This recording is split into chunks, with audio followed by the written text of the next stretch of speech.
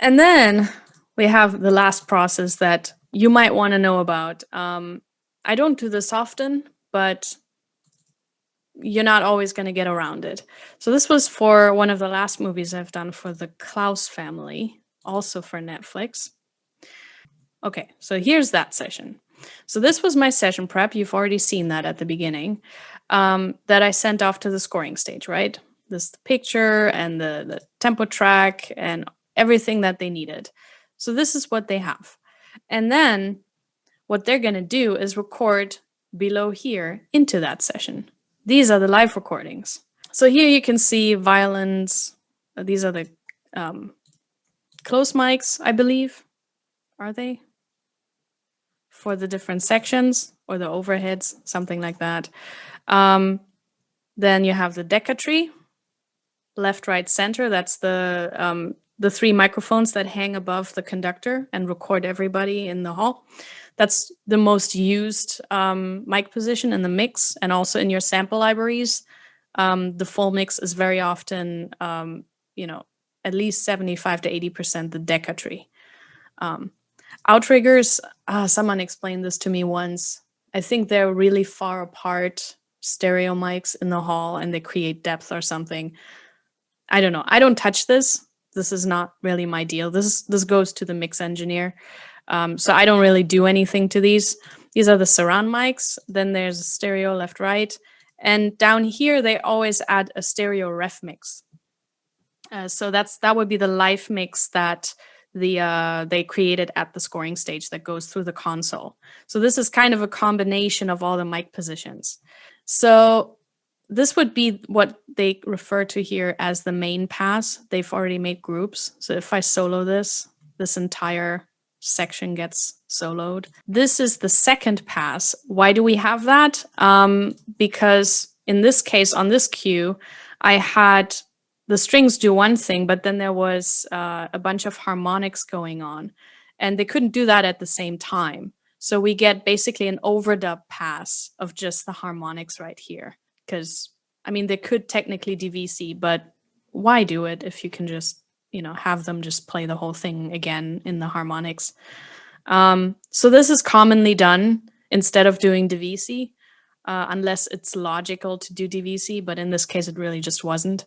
And then these are deactivated tracks. This is a third pass and a fourth pass. So this is basically their template, just in case some composers go nuts and they have so many different articulations that you just need so many passes of everyone playing. That's not usually the case with my music, but as you can see, sometimes we do need to grab something separately. So this is the main pass. This is the, bread and butter of the cue. And so why do we need this? So here's a function that really is, I think, unique to Pro Tools, and why editors and mixers and recordists love to use this program. You have so-called playlist edits. So when you record, you don't just record one pass, of course. You do at least 3 takes, sometimes 5 takes. And during the session, there's someone taking notes, or sometimes I'm taking notes, or my assistant. And we'll kind of mark down which pass we like the best for each piece. Or this one, clearly we recorded in, this was a session in Eastern Europe. They like to record in chunks. Had we done this in London, I think this would have just been like 2 chunks and not this many, but it's fine, it works. But so now we have to, of course, put the right takes up into the mix. So the mixing engineer doesn't know which take is the one to use, right? So let's look at this. This is the ref mix file. And instead of waveform, you can go to playlist. There you go. This looks really confusing, I know, but I'm going to explain this in a second. So these are all grouped together. Whatever edit I make, it makes it in all of these mic positions. So don't even worry about these. I'm just going to go down all the way to the ref mix right there. So see here you can see the different takes. So this is the first part of the piece that they recorded. So this is take 1, 2, 3, and 4. And currently loaded, if you can watch it in the file name, it's take 4. So the last take we did, apparently I said, I like that one, let's keep that one. So they put it up in what's called the target playlist. But sometimes I like to listen back to it and just see if I actually made the right choice. So I could also just play it back here and just go, you know what? I don't want to hear take 4. I want to hear take 1. So you can solo take 1 and it'll play back everything else still. So you're not just going to hear this track, you're going to hear this and also the mock-up and everything else. So you can hear how it blends, which is really nice. But you're not going to hear the other takes. So now if I were to play it back, all I would hear is, take 1 plus all the other instruments, right? And maybe while I'm listening, I'm like, maybe let's listen to take 2. Maybe I like that one better. So you can, just listen to the takes. And then if I decide, you know what, I like take 3 better than take 4. I made a mistake at the session. I didn't actually like this one. You can just click on this little arrow and it'll copy it up there. So now we have take 3 playing back. And if you scroll up to the other mic positions, the same thing happened to them. So you don't have to actually take care of all of these by themselves. They're just grouped together. So whatever edits I make in the reference mix happens to all the other mic positions. So then I can go to the next part. Here we have ref mix 10. There we go. Also, last take is loaded. Very often it's going to be the last take that you did. That's going to be the accurate one. And then maybe I decide, you know what, take 9 was better. And I throw it up there. There's take 9. And then you can see, of course, between the two, there's not going to be, this is not going to be clean. So you're going to have to listen to it and kind of see, okay, like this, and then make a proper crossfade. This is also the crossfade function in Pro Tools is really, really good. There you go. So now you have a clean playback of, the first 2 parts. Then you go to the next part. I don't know why we would record this tiny bit separately, but apparently we did.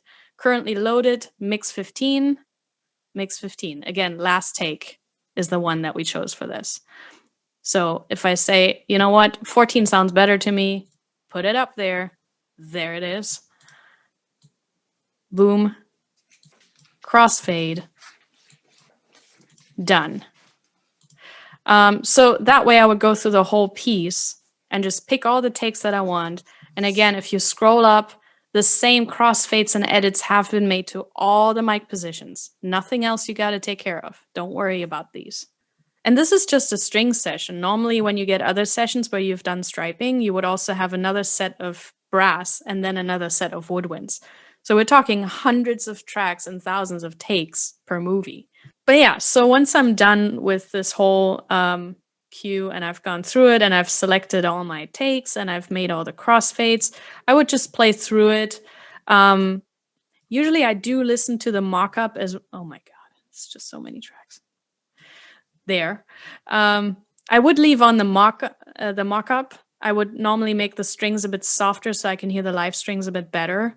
The reason why I keep listening to the mock-up while making those edits is because it does have to blend. Sometimes there's a really great take that sounds great just in the live strings, but then a different take actually sounds much better in combination with this. So, and you don't have to worry about like volume balancing or anything with the mic positions, because that's not your turf. That's not my turf either. I don't know enough about this to deal with this. This is just so that when I send this off, let's just get out of the playlists and back into the waveform, that when I send this off, it's going to look clean like this. And the mixing engineer gets this. I would just zip this up, send it further to the mix engineer and just go, now make it sound great, because now he has all the live instruments edited already. He has the entire mock-up stems dry without reverb.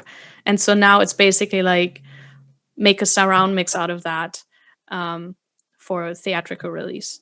And then he's going to do his thing or she's going to do her thing. And I'll just get back stereos, or you can sit in with your mix engineer as well.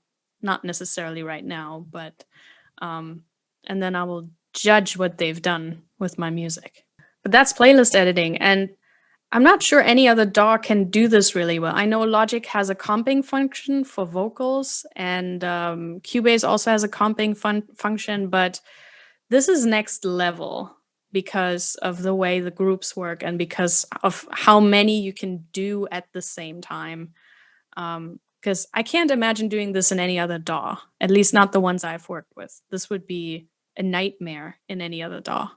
And of course, you can also cut up in the middle of the takes. If you say, you know, half of this was great in take 9, but the other half was great in take, you know, 10, then you can also just make an edit, make a crossfade, figure that one out.